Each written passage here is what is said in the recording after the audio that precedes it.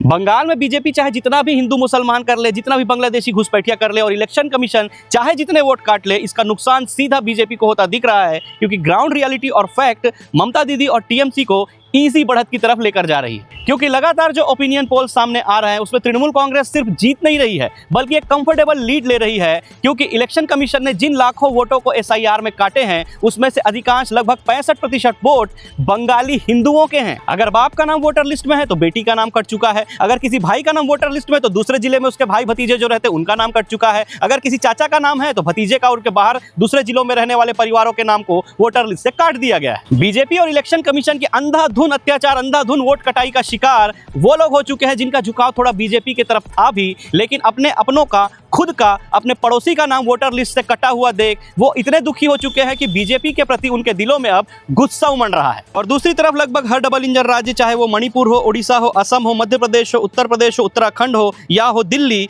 हर जगह लोग इतने त्रस्त हो चुके हैं कि अपने अधिकार और अपने हक के लिए आज सड़क पर उतरकर हिंसक आंदोलन कर रहे हैं। और बुलडोजर से भाजपाइयों के ही मकान और दुकान को बर्बरता से तोड़कर उन्हें सड़क पर लाकर छाती पीटकर सड़क पर मजबूर होता देख बंगाल की जनता बीजेपी का असली चाल चरित्र और कथनी और करनी का अंतर समझ चुकी है। तो वहीं डबल इंजन राज्य के स्टार प्रचारक मुख्यमंत्री अपने राज्य की स्थिति परिस्थिति संभाल नहीं पा रहे हैं, लेकिन पश्चिम बंगाल आकर जुमले और झूठ बोलकर लोगों को बरगलाने का काम बराबर कर रहे हैं। तो वहीं तृणमूल कांग्रेस में ममता बनर्जी का जबरदस्त नेतृत्व हो या उनकी सरकार का गुड गवर्नेंस हो, लक्ष्मी भंडार योजना या उसके जैसे और भी वेलफेयर स्कीम्स को घर घर तक पहुंचाना हो, तो वहीं तृणमूल कांग्रेस की सबसे बड़ी यूएसपी महिला, ग्रामीण और एसटी/एससी वोटर्स के वोट बैंक हो, या तृणमूल कांग्रेस का मजबूत ग्रास रूट और जबरदस्त बूथ लेवल मैनेजमेंट हो, या बंगाल की पहचान और संस्कृति से टीएमसी का एक जुड़ाव और विपक्ष का बंगाल में बटा हुआ होना तृणमूल कांग्रेस को ग्राउंड में जबरदस्त मजबूत कर रहा है। तो वहीं बंगाल में सत्ता का ख्वाब देखने वाली बीजेपी एक प्योर बंगाली महिला के सामने बिना मुख्यमंत्री के चेहरे और बिना सिर पैर के चुनाव लड़ रही है। पिछले चुनाव में बीजेपी ने बड़े घमंड से 200 सीटें जीतने का दावा किया था, लेकिन आई 77 सीटें, और इस बार बीजेपी के ही इंटरनल सर्वे में बीजेपी को 100 सीटें मिलती दिख रही है।